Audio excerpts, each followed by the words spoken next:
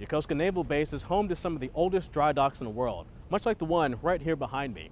And after 140 years, these 19th century French-style dry docks are still being used today by the U.S. Navy and Japan Maritime Self-Defense Force as they bring in a ship for regular scheduled maintenance.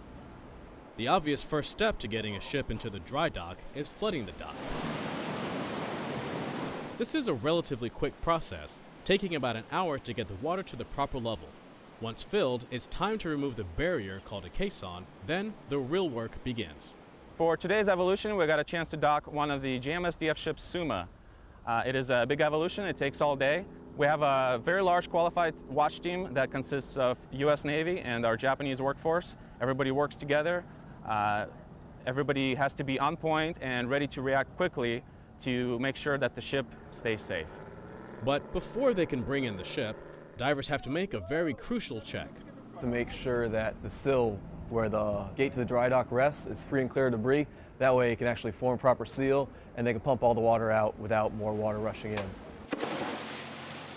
Now with the help of pusher boats, shipboard crew, and plenty of line handlers, it's time to move the ship into position. One of the most important and the most difficult parts of the evolution is the actual transit into the dock, because everything happens very quickly, there's very little room for error, and there are many moving parts. With the ship in the dock and the caisson back in place, they now have to drain the water, which can be a bit of a waiting game. Luckily, we can speed ahead and join the divers again for one final check before clearing out all the water.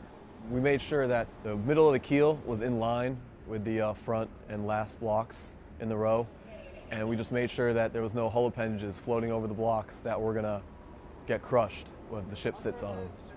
I want to credit the success of today's evolution to the teamwork and dedication of the US Navy watch team and the Japanese workforce.